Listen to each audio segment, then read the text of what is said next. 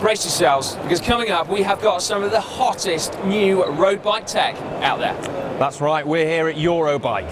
13 halls and over 1,400 exhibitors showing the latest and greatest products. We've got our work cut out, Ollie, and we better get a move on. You go that way, I'll go that way. Sounds good, man. All right.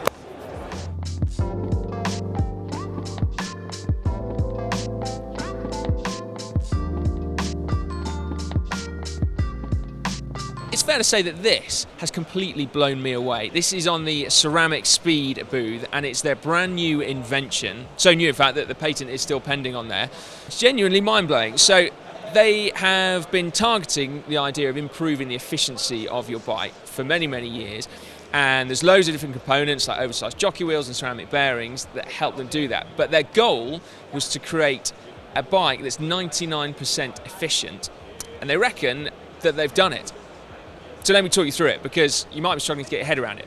Basically, instead of a chain, you have a drive shaft, and on it are 21 bearings in total. The chain ring, effectively, which can't be called a chain ring anymore because there is no chain, is kind of rotated 90 degrees.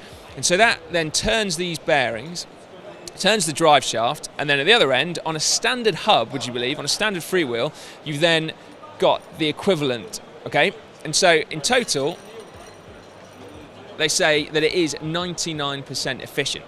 Now this one is a single speed version at the moment, but this rear cog, I guess that's what it's called, can be built into actually a cassette, and you can change gear by then moving the second set of bearings up and down the drive shaft. Now, you'll be pleased to hear that you don't need to use your imagination, because apparently there is a complete bike. And here it is, the working prototype, with a 13-speed cassette.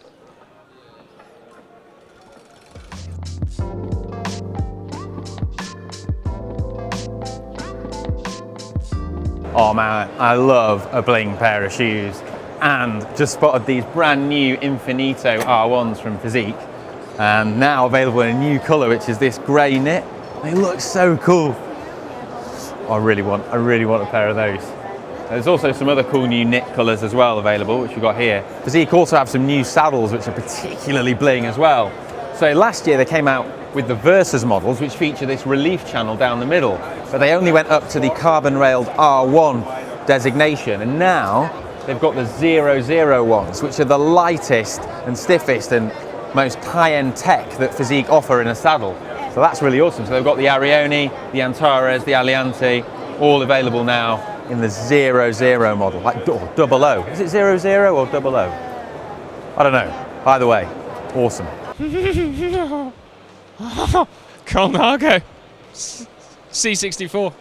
I mean, strictly speaking, there's nothing like new here. It's just your run-of-the-mill, handmade in Italy, carbon lugged frame, kind of a work of art. But what is new is actually how you buy this. Probably not relevant to many people out there, but it's interesting nevertheless, because Colnago are going direct to consumer. This is their first offering. It's called the Private Collection, and it's the first bike of 64 that will go direct, which is kind of cool. Personally, I'm not sure I could pull off quite so much gold bling, but yeah, that's something, isn't it? 1, 2, 3, 4, 5, 6, 7, 8, 9, 10, 11, 12, 13. 13 gears on Rota's new group set. This is pretty cool, right? So a few years back, Rota launched their Uno group set, which was hydraulic brakes and also hydraulic shifting. Then things went a little bit quiet, but clearly they have been working super hard behind the scenes, because now they've got a new one-by group set, okay? So mountain bike, road, and this cyclocross gravel version. But actually, apart from the shifters, it's all the same. So it's brilliant, right? So the derailleur works from a 10 to 52 tooth cassette. It's got a clutch system in there as well, so there is one by specific. And then it's only the cassettes that you change, so you could run a 1052 on your road bike if you so wish. Now, to get 13 sprockets on the cassette, what they've done is really quite ingenious. So it fits on a standard free hub body, but they've moved it 3mm over towards the non-drive side. So there isn't a rim brake version. You have to use 142mm width spacing on there, or of course boost if you're riding a mountain bike. But then in order to be able to fit a tiny 10-tooth sprocket on a standard free hub body, that actually mounts over the end of it.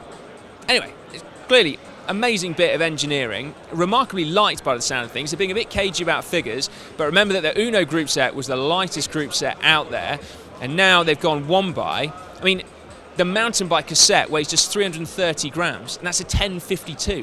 What's the difference between a tyre and 365 prophylactics? Well, one's a Goodyear and one's a very good year. This is Goodyear's Eagle tyre, and it's their first road bike tyre in a very long time. And it's an all-season model designed for all-round use. But we're told that they do have a lot of other models in the pipeline, including specialty tyres for racing and that sort of thing. But the Eagle is a fully tubeless tyre. It's available in widths 25 to 32 millimeters.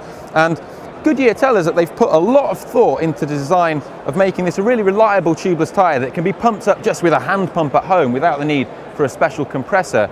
And also, with regards to like the bead and stuff like that, it's designed to fit very well onto the rim width without bulging out the side. So they say that when this tyre is quoted as being a 25 millimeter tyre, it is indeed actually a 25 millimeter tyre. Wahoo have got a whole load of new stuff on their stand, starting with the legendary kicker, which has just been redesigned, not externally, which is a good thing in my book, but internally. So we've now got a bigger flywheel. It's now 16 pounds, so that's very roughly about 8 kilos, and they reckon it'll generate up to 2,500 watts resistance. And then also they've redesigned the internals, so they say now it's virtually silent, to the extent where technically you could use it in a library. Up front, we've got the kicker climb. Now, we saw that last year. Lloydie had a good look at it, but just in case you didn't know, it basically changes the gradient of your bike. So anything from -10 to +20%. So for that real Zwift experience. But then another new bit of tech, which I love, is just up here. So this is called the kicker headwind, okay? So this is a smart fan, and you can set it in one of two ways. So you can either sync it up with your trainer, so via Amp Plus, and you can set it so that it will increase the wind speed depending on the speed that you're riding at. So basically, the faster you go, the more cooling you get, just like the real world. Or you can actually sync it up with your heart rate strap via Amp Plus, and so the harder you try, the more wind it's going to kick out. Nice. This is the new Merida Warp TT bike, and I am really excited to see this here. It's brand new, it's just come out yesterday, and it's going to be ridden by the Bahrain Merida team in the Tour de France team time trial tomorrow, including Vincenzo Nibali. It's got loads of awesome, really TT nerdy aero details on it that I'm going to tell you about. The first thing is that Merida, unsurprisingly, is claiming that it's 8 watts faster than the previous Warp TT. But what are the reasons for that? Well, firstly, it's got a completely redesigned cockpit. The previous version had a direct mount brake that was fitted onto the front of the bike, and this one, it's been completely integrated with a Tektro Centerpool system that's completely hidden and integrated at the front there. Also, Merida is using a leverless quick release lever at the front, which comes from Control Tech. And by not having the lever at the front of the bike, that actually saves about a watt. So overall, the new cockpit design, which also comes from Vision, and by removing the brake, Merida has saved 5 watts at the front of the bike. And throughout the rest of the bike, there's another couple of watts saving, so about 8 watts in total.